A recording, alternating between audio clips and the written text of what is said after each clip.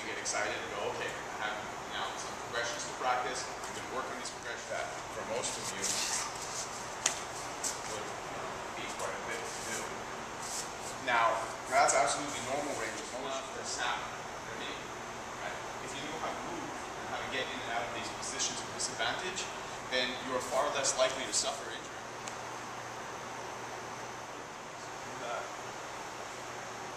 And your neck is actually very circles back. Instead of that, today this is very common with kettlebell experts. Put your arms up and start with your palms in front, then turn your shoulder over. Right? So your palm is turning up to the ceiling. Then the other way. You kind of want to turn in that direction, so let your foot, the heel come up, and kind of just pivot. Keep the arms up, back and forth. And it's a really nice way to warm up and loosen up the shoulder.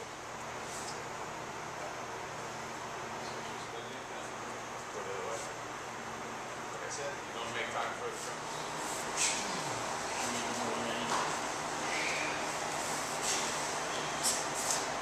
Bring it on to me. I already have that for the straight wrist. Okay? This foot, this leg, sometimes some of you it's a little narrow. So, no, just a little wider. Is this also teaching? That's what we want. So we're here, good pressure, breathing. So you're coming up this way, okay? From there, post up to your hand, lift your hip, move over.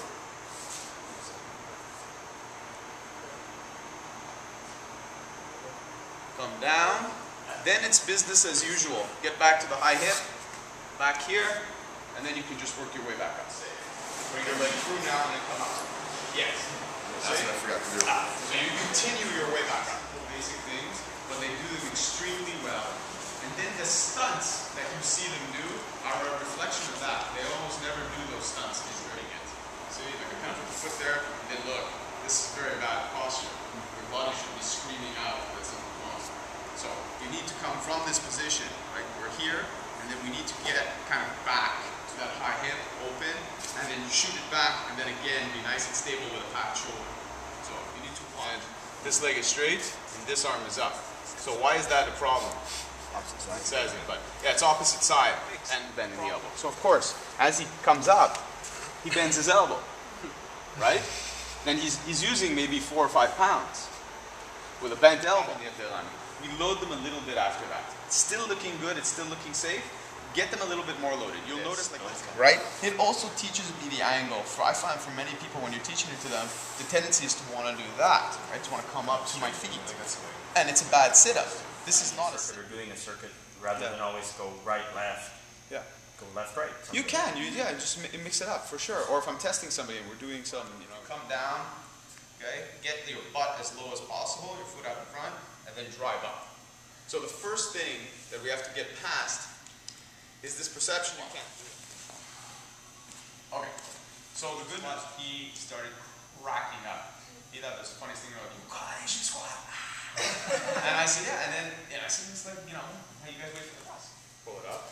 And now, the big mistake is many people are going to pitch and drop down. Hold on to balance, get tight, and start to drop down. And with control, tap and come up. Right?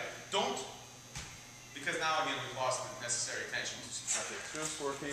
Yes. Okay, now from this, just enough to help him with the balance. Come back and then come up. With one leg. Yeah, with one leg. And this is interesting because I've been teaching this. I pushed it forward. So what I noticed that did was it accelerated my leg and I popped right up much easier. It still requires some timing. I'm not saying it's that easy, but obviously if this lever gets thrown forward quick, you will get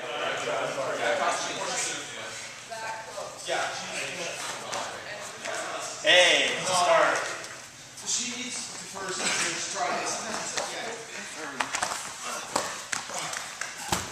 There. Nice. Then I'm basically effectively removing the floor. So it allows them to practice in bed. Okay? While you're working on getting their hip flexors. Come down, tap with my knee, and come back up. So, to me it was easy, some connection.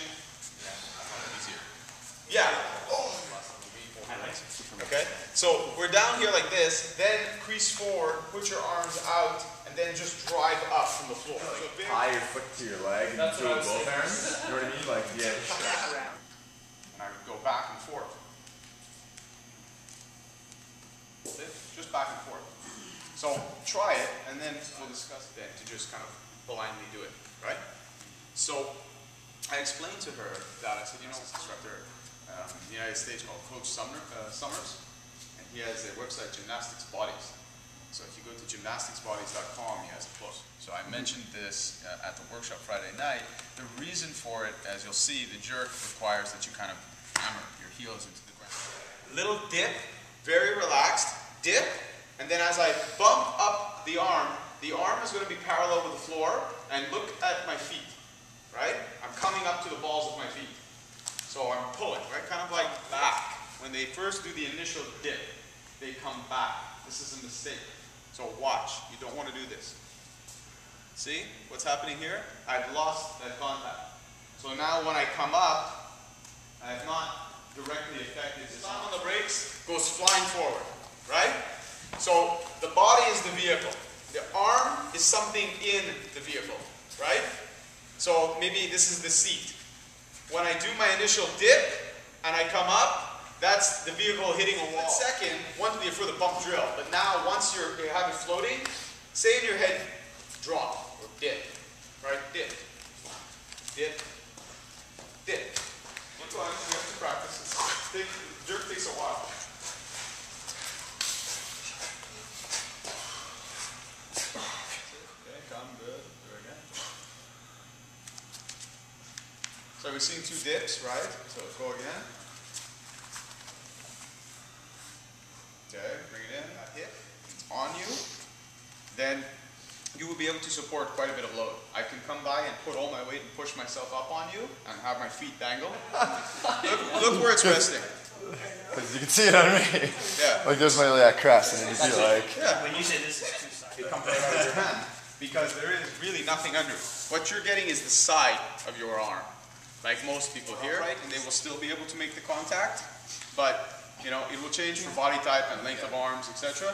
But you do need to make a real shelf, okay? A real one. It can't just be close and tucked. This is not properly from the bump. Look how much I have to extend my arm. I'm just holding it here for a split second, and that's it. My arm's already straight. So I don't have to press from here all the way up. I'm only making a very small extension. Come down. I inhale here where I expand the chest. Then come up. 2 shallow breaths. Breathe out as you you're bringing it down, right? Try to bring it to you. Yeah, like very direct. Yes. And first split.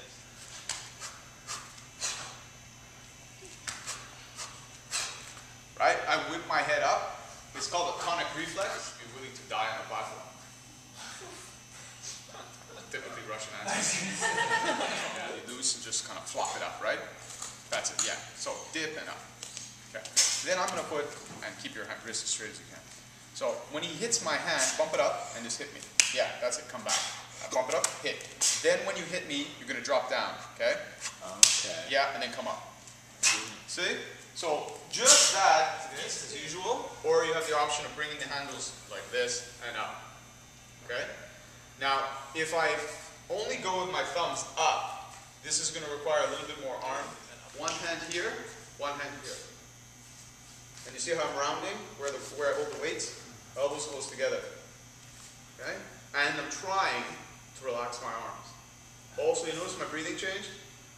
Because the weight's pressing on my diaphragm. So it's hard to breathe, even this lightweight. Complicated language. I even always make a joke. I say, no, you're idiot, Crescent. You know? Who speaks like that? Right? Just put it on your hip. Right? Okay?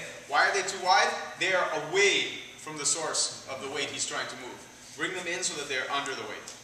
Okay? Even slightly more. Okay? Now, when he's about there, or even if you could get even closer. Yeah, it's fine. Good. So it feels different with 2. That's it. Relax our biceps, okay? Just relax. The rack position is going to help you to develop, obviously, a better rack position, one that really you can relax in.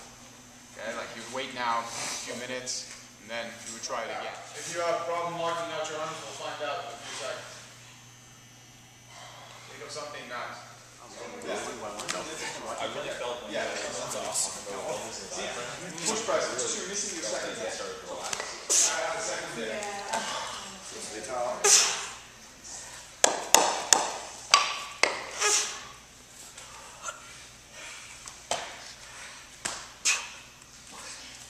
Just try a few, guys, don't gas. This is what we're gonna do. If I've done one right. Yeah, okay. Looks like it. Just so you know. I gotta get my heels off the ground more.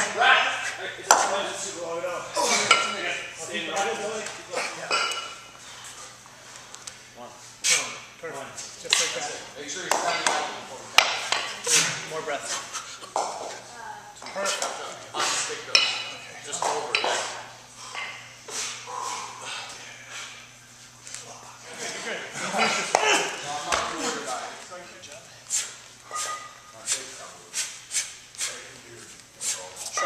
Forearms be on fire.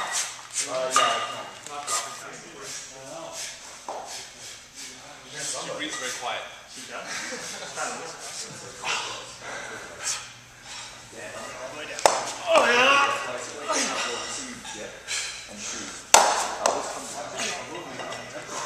try. Good job. Yes, good. Then drop again. Okay, bring them down to clean it. Very good. Second hit, very aggressive, you drop underneath this. So pump it up and then drop it underneath. And then it's like this. It's like Keep going, breathe. Okay, now rest into a good rack. Get the kettlebell handles touching. Get comfy. When it feels good, then go. Yes, so much better.